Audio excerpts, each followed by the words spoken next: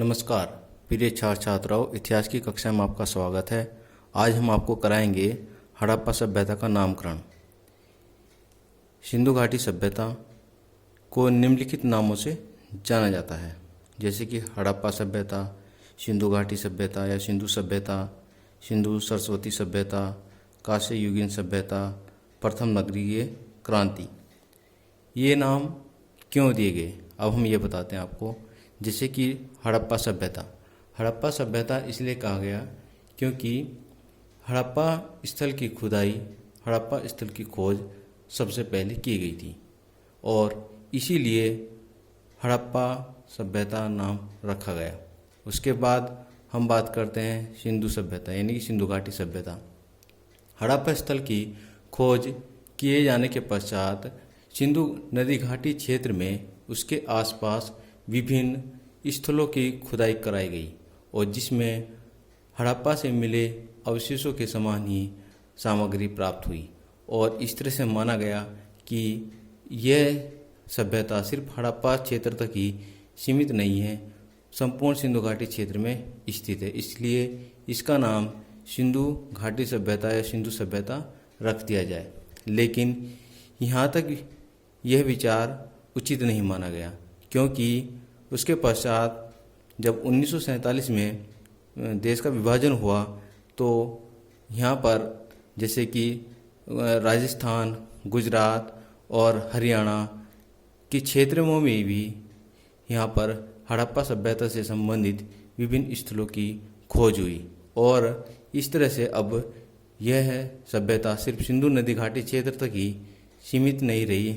यह उत्तर भारत में हरियाणा, पंजाब, जम्मू कश्मीर, गुजरात, राजस्थान और यहाँ तक कि पूर्वी जैसे कि उत्तर प्रदेश में आलमगीरपुर, हिंडन नदी तक ये सभ्यता विस्तारित दिखाई दी और इस प्रकार से इस सभ्यता का नाम सिंधु सरस्वती सभ्यता रखा गया।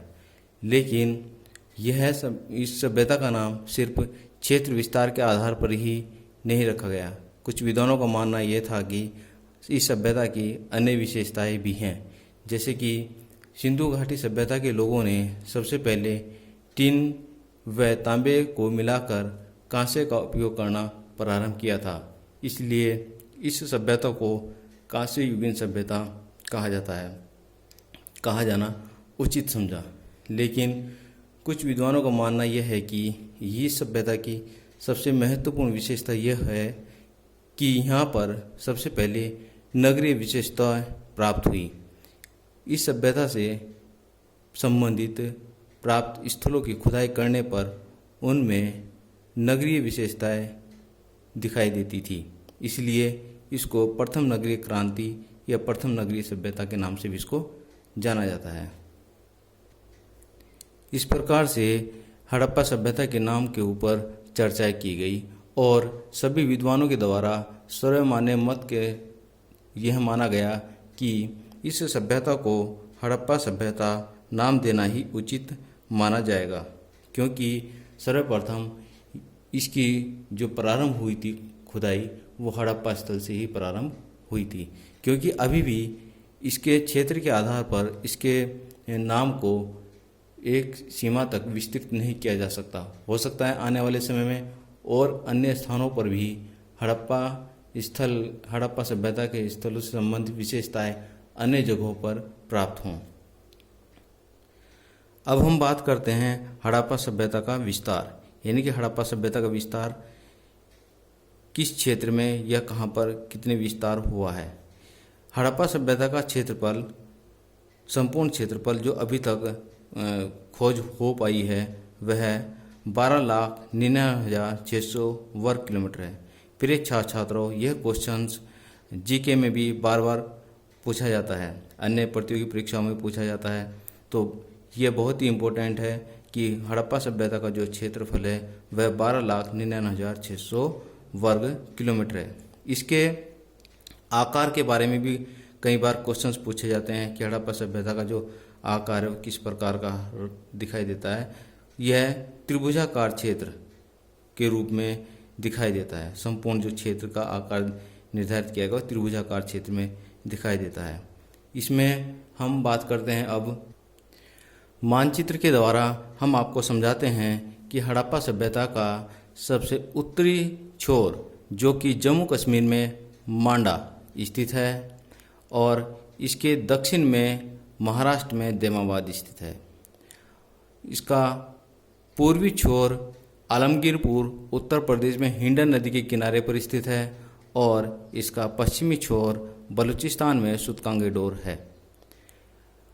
इसकी अगर लंबाई की और चौड़ाई की दूरी की बात करेंगे तो मांडा से देमाबाद तक इसकी जो संपूर्ण दूरी है वह है 1600 किलोमीटर और आलमगीरपुर से सुतकांगेडोर की जो दूरी है किलोमीटर के हिसाब से वह 1400 किलोमीटर है। यह संपूर्ण क्षेत्र 12,99,600 वर्ग किलोमीटर का क्षेत्र विस्तृत है। अब हम बात करते हैं कि हड़प्पा सभ्यता का काल समय किस प्रकार से निर्धारित किया गया। इसका हड़प्पा सभ्यता का जो काल है वो किस प्रकार से निर्धारित किया गया, उसके पहले हम आपको बताएंगे कार्बन 14 विधि यानी कार्बन डेटिंग विधि। अब हम बताते हैं आपको कार्बन डेटिंग विधि क्या है।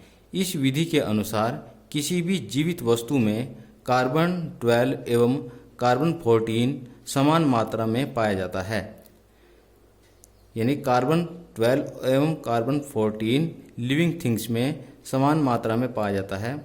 मृत्यु अथवा विनाश की अवस्था में कार्बन 12 तो स्थिर रहता है मगर कार्बन 14 का निरंतर क्षय होने लगता है। कार्बन 12 स्थिर रहता है और कार्बन 14 निरंतर क्षय यानी कि ह्रास होने लगता है, कम होने लगता है। कार्बन का अर्ध आयुकाल 5568 वर्ष होता है। यहाँ पर लगभग 30 बताया है और 5568 वर्ष होता है एक कार्बन का अर्धायुकाल। इस प्रकार से जो कार्बन 14 का अर्धायुकाल, इस प्रकार से किसी भी वस्तु की आयु का पता लगाया जा सकता है, अर्थात इतने वर्षों में उस पदार्थ में कार्बन 14 का मात्रा आधी रह जाती है, कार्बन 14 की मात्रा आधी रह जाती है और इस प्रकार वस्तु के समय की गणना की जाती है। कार्बन डेटिंग विधि से ही हड़प्पा सभ्यता से प्राप्त अवशेष सामग्री का काल गणना की गई और उसके आधार पर ही हड़प्पा सभ्यता अपने चरमोत्कर्ष पर कब रही होगी यह एक अनुमान लगाया गया।